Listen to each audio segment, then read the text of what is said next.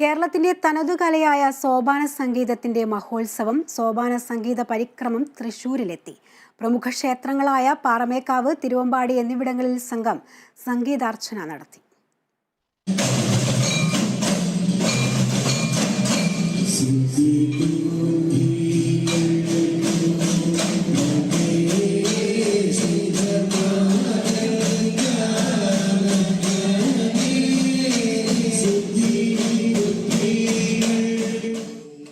നാല് ദിവസങ്ങളിലായി കേരളത്തിലെ 10 പ്രമുഖ ക്ഷേത്രങ്ങളിൽ സോപാന സംഗീതം അവതരിപ്പിച്ചുകൊണ്ടുള്ള യാത്രയാണ് സോപാന സംഗീത പരിക്രമം. ബഹ്റൈനിലെ വാദ്യകലാ പരിശീലന കേന്ദ്രമായ ബഹ്റൈൻ സോപാനം വാദ്യകലാ സംഘമാണ് സംഘാടകർ.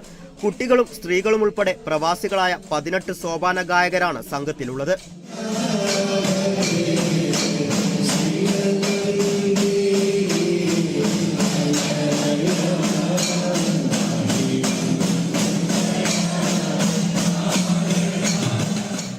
രാവിലെ 6-ന് പാറമേക്കാവ് ഭഗവതി ക്ഷേത്രത്തിലായിരുന്നു തൃശൂരിലെ ആദ്യ സംഗീതാർച്ചന.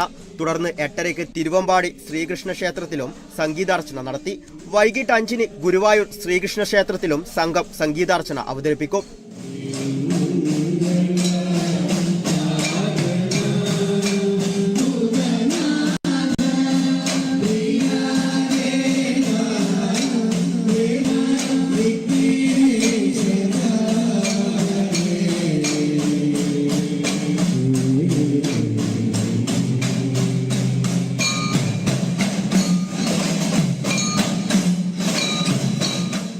ഗുരുമേള കലാരത്നം സന്തോഷ് കൈലാസാണ് സോപാന സംഗീത പരിക്രമത്തിന് നേതൃത്വം വഹിക്കുന്നത്. എടുത്തു പറയേണ്ടത് 4ഓളം സ്ത്രീകളും 3 പെൺകുട്ടികളും ഈ യാത്രയിൽ ഇത് പഠിച്ച് ഞങ്ങളോടൊപ്പം ഈ വേദികളിൽ ഇത് അവതരിപ്പിക്കുന്നുണ്ട്. പൊതുവെ മുൻകാലങ്ങളിലൊക്കെ ഈ സോപാന സംഗീതം സ്ത്രീകൾ പഠിക്കുന്നതും വളരെ കുറവായിരുന്നു. അപ്പം ഒരുപാട് സ്ത്രീകൾ അത് പഠിക്കാൻ തയ്യാറാവുന്നുണ്ട്, അത് വേദികളിൽ അരങ്ങത്ത് അവതരിപ്പിക്കാൻ തയ്യാറാവുന്നുണ്ട്, അവർക്ക് അവസരം ലഭിക്കുന്നുണ്ട് എന്നുള്ളതിലൊരു പ്രത്യക്ഷ ഉദാഹരണം കൂടിയാണിത്.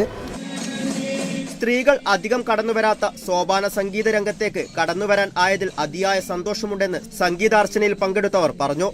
കേരളീയ കലയായ സോപാന സംഗീതത്തെ ജനകീയമാക്കുക എന്ന ഉദ്ദേശത്തോടു കൂടിയാണ് ഞങ്ങൾ സോപാന സംഗീതം പഠിച്ചു തുടങ്ങിയത്.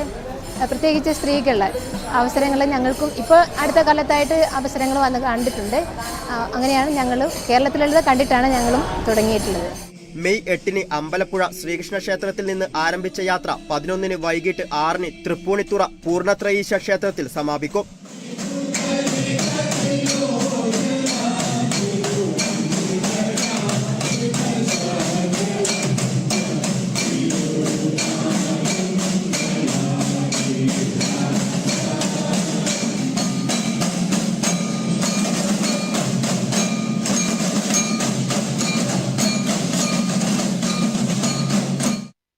Kerala vision news, Thrissur.